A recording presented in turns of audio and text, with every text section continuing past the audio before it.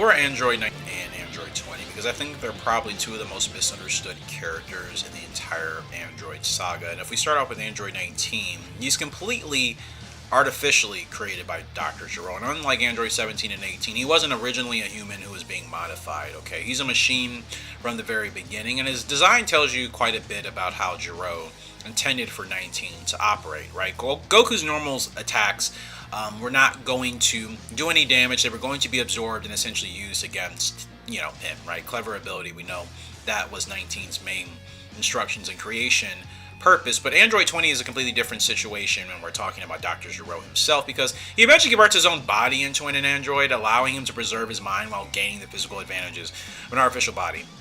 And when Goku and the others encounter Android 18, they're essentially looking at the scientist who created the entire Android project. Kind of weird, right? And he's been working towards that for years, originally as a scientist of the Red Ribbon Army. Okay, Goku knows very well all about that from the original Dragon Ball days. 19 is essentially subordinate to Android 20, right? We understand that. But Android 19 and Dr. Gero eventually do confront Goku in regards to the heart virus taking some serious effect, and then it starts to change the entire situation once Goku's body starts failing him. So I think Android 19 and 20, they weren't introduced just to say, okay, these are androids. I think they were really introduced to show you that, okay, these androids have abilities that our fighters have not really dealt with before, in a way that they're actually in danger.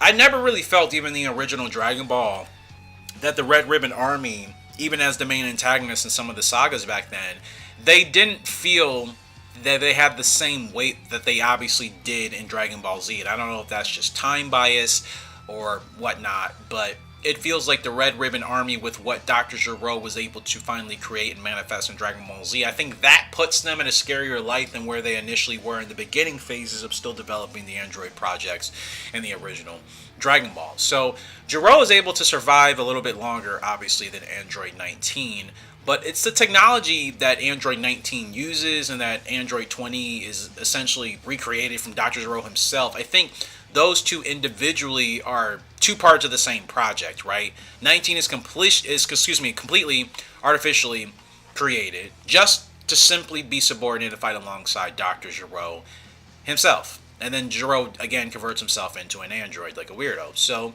both models were built around energy absorption, and they were both designed to help eliminate Goku. 19 was supposed to be the machine, and then 20 was the man who created the machine. Such a twisted turn of events.